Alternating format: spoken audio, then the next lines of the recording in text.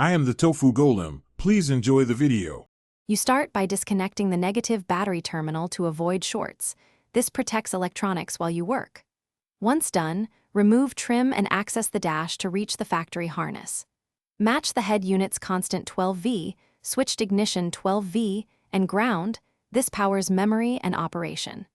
Make sure to route RCA and speaker wires away from factory power cables to reduce noise. You're now set for mounting and running power toward the amplifier location.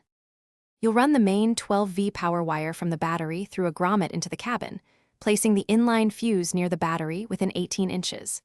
Next, route RCA and remote turn-on cables on the opposite side of the car from the power cable. This reduces electromagnetic interference and hiss.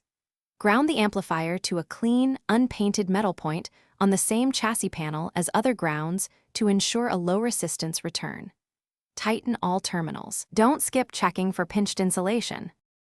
You connect speaker outputs and set crossovers and gain controls to low as a starting point.